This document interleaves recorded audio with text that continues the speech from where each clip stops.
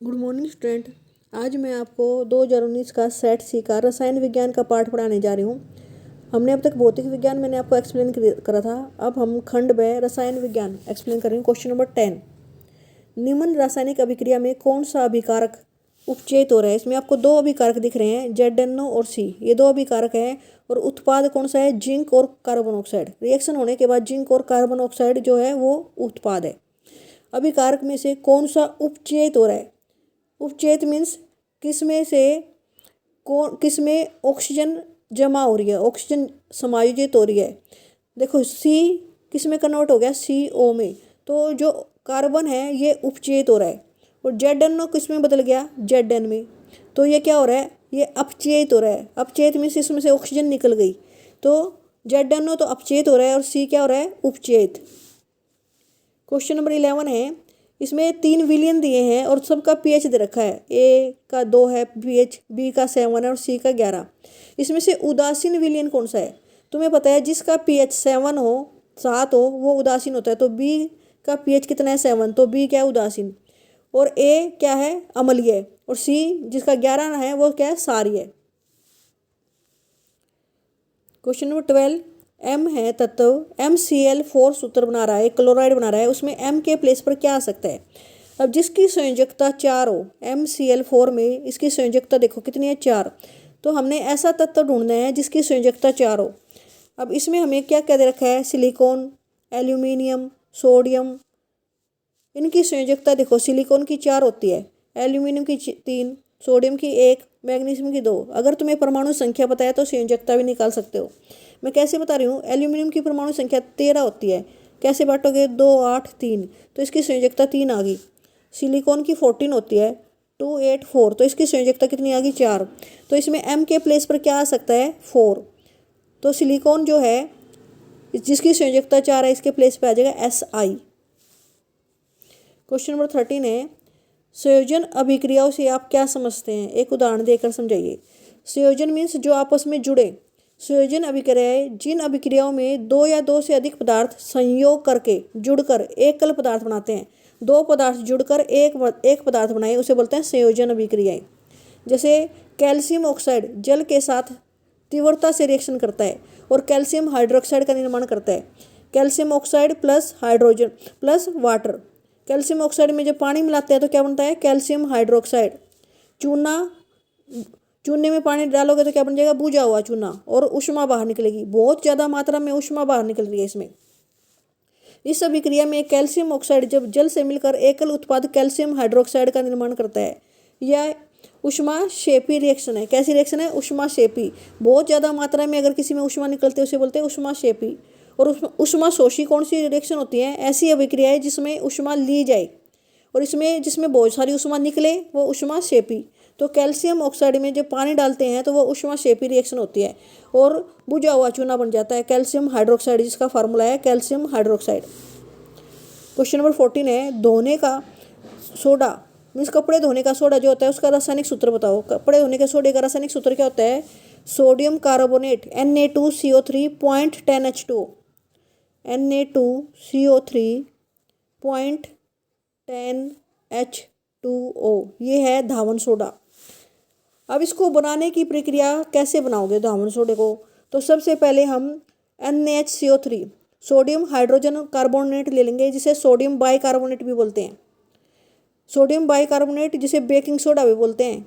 इसके 3 नाम है, sodium hydrogen carbonate, sodium bicarbonate या बेकिंग सोडा। बेकिंग सोडा लेकर उसे गर्म करेंगे, ऊष्मा लिखा है शहरों के ऊपर, ऊष्मा में से इसे गर्म करें तो हमें सोडियम कार्बोनेट मिल जाएगा। साथ में पानी और कार्बन डाइऑक्साइड गैस बाहर निकलेगी। अब इस सोडियम कार्बोनेट में अगर हम अपने पास से और पानी मिला दें और उसे गर्म करें, या गर्म का सिंबल आप जब इस एरो के ऊपर ऐसे लगा दे तो या ऊष्मा लिख दो या ऐसे सिंबल बना दो, तो ये भी गर्म करने का सिंबल होता है। सोडियम कार्बोनेट में पानी डालकर जब इसे गर्म करेंगे तो क्या बन जाएगा, sodium carbonate 0.10H2O। Baking soda को गर्म करने से सोडियम कार्बोनेट बनता है और सोडियम कार्बोनेट के जल में मिलाकर जब हम इसे गर्म करते हैं तो धोने के सोडे के क्रिस्टल बनते हैं। धोने के सोडे के क्रिस्टल मीन्स सरफ होता है, जो घरों में सरफ देते हो, कपड़े धोने का सोडा बोलते हैं उसको, तो उसके क्रिस्टल बन जाते हैं। आप कभी सरफ को हाथ में लेके देखना, उसके एक शेप होती है उसके दानों का, उसे क्रिस्टल बोलते हैं। कैसे बने? सोडियम कार्बोनेट को पानी में मिलाकर गर्म करते हैं तो सोडियम कार्बोनेट बन जाता है, और ये क्या है? धोने धावन सोडा बोलते हैं। धोने का सोडा मीन्स कपड़े धोने का सोडा।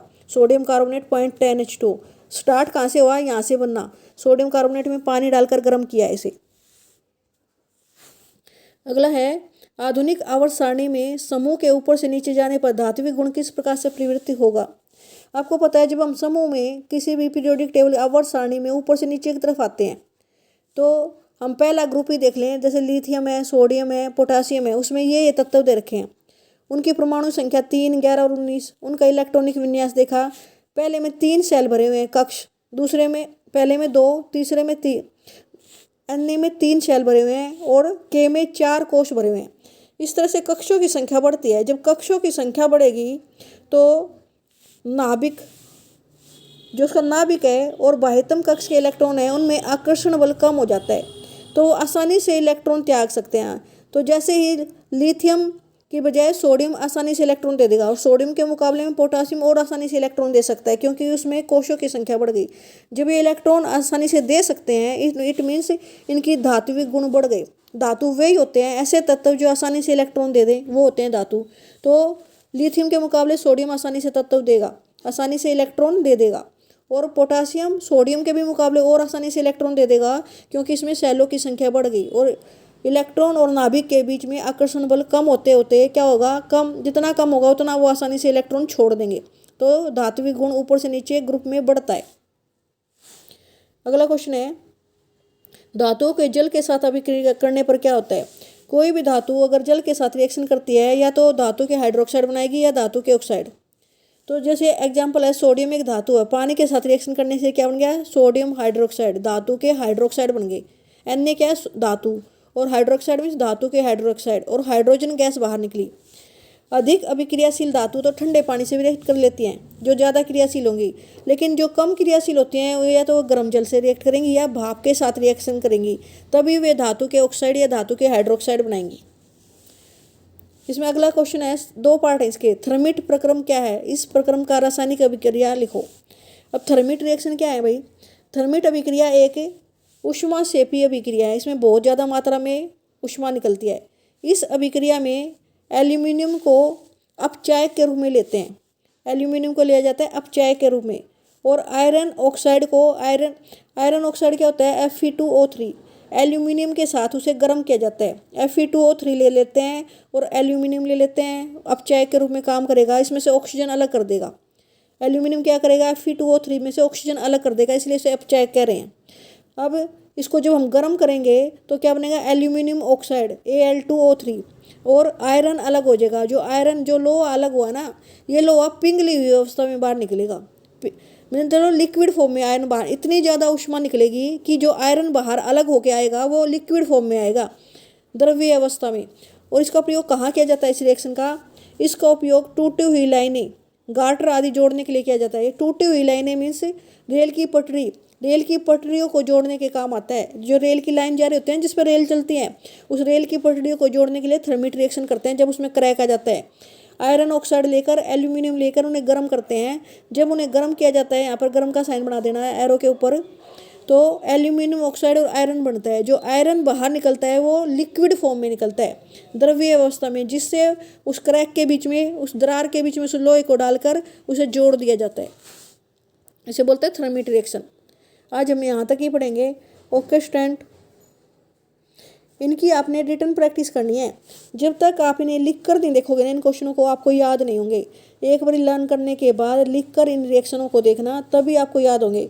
कोई भी फॉर्मूला, जैसे आपने लिखना है calcium oxide, calcium hydroxide, sodium hydrogen carbonate, sodium bicarbonate, तो जब ये वर्ड आपके आते हैं तो आपको लिख कर प्रैक्टिस करनी पड़ेगी, तभी ये लर्न रहेंगे, नहीं तो फॉर्मूले लिखने नहीं आएंगे। आपको फॉर्मूला अगर लिखना नहीं आया तो रॉन्ग माना जाएगा। अगर उसमें जरा सी भी कमी रह जाती है, आपने Na2CO3 0.10H2 की जगह 0.5H2 लगा दिया, या Na2 की जगह आपने Na3 लगा दिया, तो रॉन्ग हो जाता है। आपको इनकी लिख कर प्रैक्टिस करनी है। Okay student.